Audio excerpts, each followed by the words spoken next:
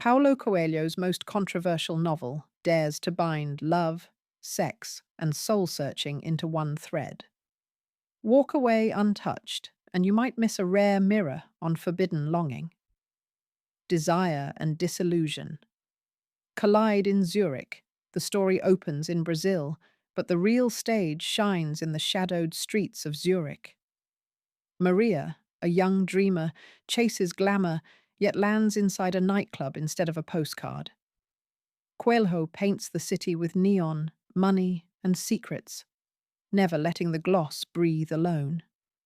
Every club corridor feels both a tunnel and a trap. Clocks tick louder than music, reminding Maria her visa and innocence expire simultaneously. Zurich becomes a paradox, a safe banking hub that buys danger by the hour. Through concise, sensory prose, Coelho invites us to gape at luxury while smelling disinfectant. The setting itself questions what civilization actually sells behind polished fronts. For a novel about sex, the city is the coldest lover. That chill primes Maria's eventual search for warmth beyond transactions. Readers feel unsettled before the first explicit scene appears. Setting and psychology fuse, laying stakes higher than mere scandal. Maria's wages may rise, yet her margin for error shrinks with every champagne bottle. This tension generates the novel's relentless pulse. Maria's voice redefines female agency. Maria narrates her journey with blunt innocence, a tone rarely gifted to sex workers. Her diary entries break rhythm, giving the plot intimate pauses like breaths between sheets. She refuses victimhood, negotiating terms with clients, intermediaries, and even destiny. That autonomy jolts readers conditioned to pity, not respect, fictional escorts. Coelho empowers her voice, yet he also invites critique through his own male perspective. Some passages feel preachy, as though the author hovers, explaining what passion should mean.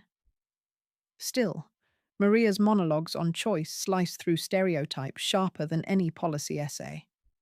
Because she claims her body as capital, she also calculates the cost of dreams. That duality, empowerment and commodification, rings brutally honest for many modern economies. If you came for erotic scenes only, her cerebral voice may surprise, even disarm. In the end, Maria tells us not how to live, but why we negotiate. That question lingers longer than any steamy imagery. Readers exit her headspace aware that empowerment demands constant arithmetic. Coelho blends eroticism with spiritual quest. 11 Minutes never treats sex as mere sensation. Every touch becomes a rite of discovery. Coelho uses recurring symbols, ropes, rivers, mirrors, to map Maria's ascent from flesh to spirit. He cites Tantra and Christian mysticism within the same paragraph, a risky narrative cocktail. Surprisingly, the mix tastes coherent, partly because the prose stays simple, even childlike. That simplicity lowers readers' guard before philosophical punches arrive. We question personal taboos while following what seems a fairy tale for grown-ups. The novel's centerpiece is an S&M scene that morphs into a meditation on surrender. Pleasure and pain entwine until labels dissolve, mirroring spiritual traditions that seek ego death. Some viewers may call it pretentious, others will call it courageous. Either way, the passage earns its shock by demanding reflection, not voyeurism. Coelho argues that the longest journey happens within those infamous 11 minutes. He may exaggerate, yet the claim focuses our reading like a stopwatch made of words. Those pages ignite debate in book clubs faster than any thriller twist. The novel's flaws reveal its risk. No review is honest without addressing the bumps beneath the silk sheets. Secondary characters often read like archetypes rather than full humans. Ralph, the painter-lover, speaks in aphorisms that feel photocopied from greeting cards. Some dialogues nudge nuance aside to preach about sacred sexuality. Yet those preachy edges underline the gamble Coelho takes by mixing markets and metaphysics.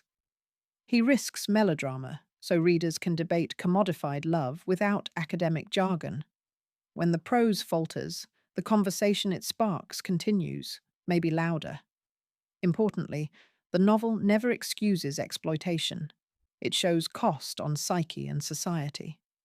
Maria's final choice, though romantic, rejects the fantasy of rescue by another. She leaves with cash, scars, and a curriculum of self-awareness. Readers arguing about realism prove the novel has already hooked their moral nerves. Flaws, therefore, act as fingerprints of a book that dares to grasp hot iron. Coelho's reach sometimes exceeds his grasp, and that overreach keeps critics employed. Read my full breakdown on the blog for deeper themes and recommended pairings.